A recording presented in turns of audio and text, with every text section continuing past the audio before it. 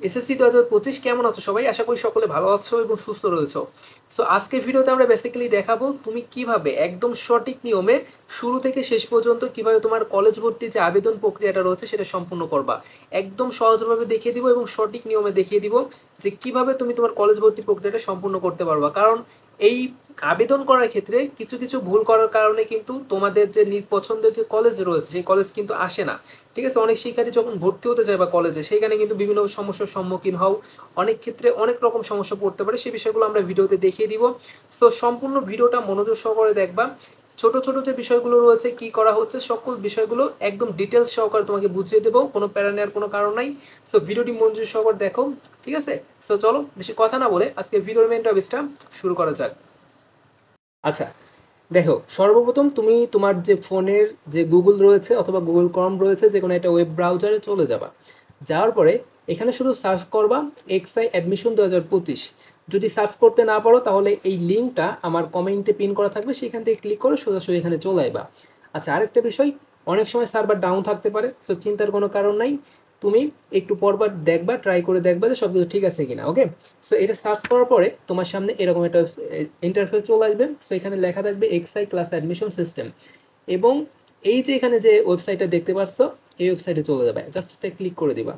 এরপরে এরকম একটা ইন্টারফেস চলে আসবে, ঠিক আছে? জাস্ট এখানে লগইনে ক্লিক করবা। লগইনে ক্লিক করার পরে এইখানে তুমি যেহেতু নতুন, এইখানে অবশ্যই একটা অ্যাকাউন্ট তৈরি করতে হবে। সো অ্যাকাউন্ট তৈরি করার জন্য সাইন আপে ক্লিক করবা। ওকে, আচ্ছা, এরকম একটা ইন্টারফেস চলে আসবে। সো এখানে তোমাকে সর্বপ্রথম তোমার রোল নম্বরটা এন্টার করবা, তোমার রোল নম্বর দিয়ে দিবা। এরপরে তুমি কোন বোর্ডের সে বোর্ডটা দিয়ে দিবা, বছরটা সিলেক্ট করে দিবা 2025, রেজিস্ট্রেশন নম্বরটা দিয়ে দিবা।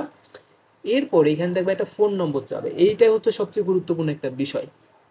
সো এই ফোন নম্বর, অনেক সময় শিক্ষার্থী কি করে ফোন নম্বরটা অন্য কারোর ফোন নাম্বার ইউজ করে। এই ফোন নম্বরে তোমার যাবতীয় ইনফরমেশন কিন্তু সেই খবর থেকে পাঠানো হবে। সো ট্রাই করবে একদম তোমার কাছে অর্থাৎ মা বাবার অথবা তোমার ভাইয়ের ফোন নম্বরটা দেওয়ার এখানে, ঠিক আছে? অন্য কারোর ফোন নাম্বার ইউজ করবা না, ঠিক আছে? এটা কিন্তু সেফ না। সো সেফ হচ্ছে নিজের একটা ফোন নাম্বার এখানে ইউজ করা। সো এমন একটা ফোন নম্বর ইউজ করবা যেটা যেন অন্য কেউ ব্যবহার, অন্য জায়গায় ব্যবহৃত না হয়। ওকে, এই ফোন নম্বরটা কিন্তু তোমার ভর্তি হওয়ার ক্ষেত্রে লাগতে পারে।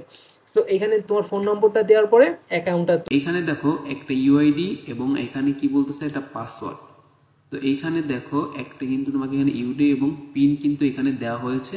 তোমরা এই পিনটা, এই ইউআইডিটা এবং এই পিনটা কিন্তু এইখানে কিন্তু তোমাকে এটা বসাতে হবে, বসিয়ে কিন্তু লগ ইন করতে হবে। ওকে, এখানে দেখো ইউআইডিটা, এটা তুমি একটা স্ক্রিনশট নিয়ে রাখতে পারো, ঠিক আছে? দেখে স্ক্রিনশট নিয়ে রাখি আমি। আচ্ছা, দেন কিন্তু তোমাকে এইখানে চলে যেতে হবে, একটা আইডিটা, এই যে এখানে যে আইডিটা পাবা সেই আইডিটা তুমি কপি করে এখানে জাস্ট পেস্ট করে দিবা, এবং এইখানে যে পিনটা তুমি পাবা সেই পিনটা জাস্ট কপি করে এখানে যে পেস্ট করে দিবা। ওকে, তো জাস্ট কিন্তু খুবই সিম্পল ভাবে কিন্তু অ্যাকাউন্টটা তুমি এখানে কমপ্লিট করে নিবা। এখানে তুমি যখন অ্যাকাউন্টটা কমপ্লিট করবে এখানে কিন্তু তার যাবতীয় বিষয় কিন্তু, এখানে কিন্তু তার যত ইনফরমেশন রয়েছে সকল কিছু কিন্তু শো করবে। তো এইটা করার জন্য তোমাকে অবশ্যই কিন্তু খুবই মাথা ঠান্ডায় কিন্তু করতে হবে, কোনো ভুল কিন্তু করা যাবে না। আচ্ছা, এইখানে দেখো সকল পদ্ধতি কিন্তু এখানে দেখাচ্ছে যে তুমি পেমেন্ট করছো কিনা, নিশ্চয়ন ফি জমা দেওয়া হয়েছে কিনা, ঠিক আছে? নির্বাচনের সময়সীমা সকল কিছু কিন্তু, নির্বাচিত কলেজ কিন্তু প্রযোজ্য নয়, সকল কিছু কিন্তু এখন তোমাকে, তো এখন কিন্তু তোমাকে তোমার কলেজ ফিটা কিন্তু জমা দিতে হবে। তো কলেজ ফি জমা দেওয়ার জন্য তুমি এই দেখো থ্রি ডট, এখানে অনেকগুলো অপশন পাবা।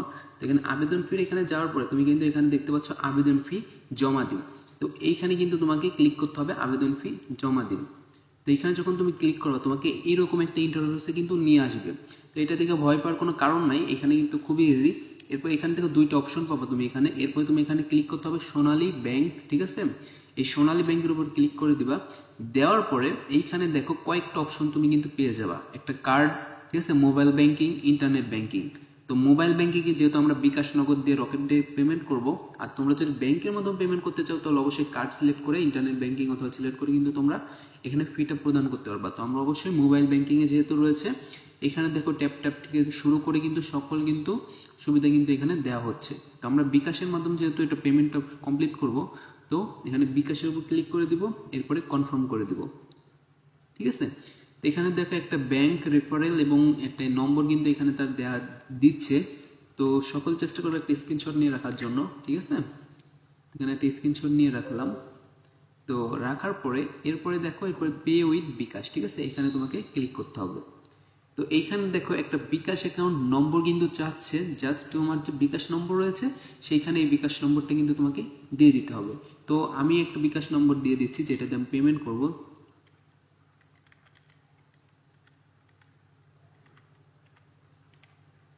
ওকে, তো এখানে বিকাশ নম্বরটা দেওয়া হয়ে গেলে জাস্ট শুধু এখানে কনফার্মে ক্লিক করতে হবে। ঠিক আছে, এখানে কনফার্মে ক্লিক করলে একটা ভেরিফিকেশন কোড আসবে, সেই কোডটা কিন্তু তোমাকে এখানে প্রদান করতে হবে, অর্থাৎ তোমার ফোনে কিন্তু সেই কোডটা যাবে, সেই কোডটা তুমি এখানে দেখে কিন্তু এই কোডটা কিন্তু তোমাকে এখানে কিন্তু দিতে হবে। তো কোডটা এখানে আমি দিয়ে নিচ্ছি। আচ্ছা, এখানে কিন্তু কোডটা দেওয়া হয়ে গেছে, এখন জাস্ট শুধু এখানে কনফার্মে ক্লিক করতে হবে এবং তোমার যে বিকাশ পিন নম্বরটা রয়েছে সেই পিন নম্বরটা কিন্তু এখানে দিতে হবে। ঠিক আছে, তোমার যে বিকাশ পিন নম্বর রয়েছে সেই পিন নম্বরটা কিন্তু এখানে তোমাকে দিতে হবে। তো এইখানে তোমার যে বিকাশের পিন নম্বর রয়েছে সেটা কিন্তু তোমরা এখানে দিয়ে নিবা।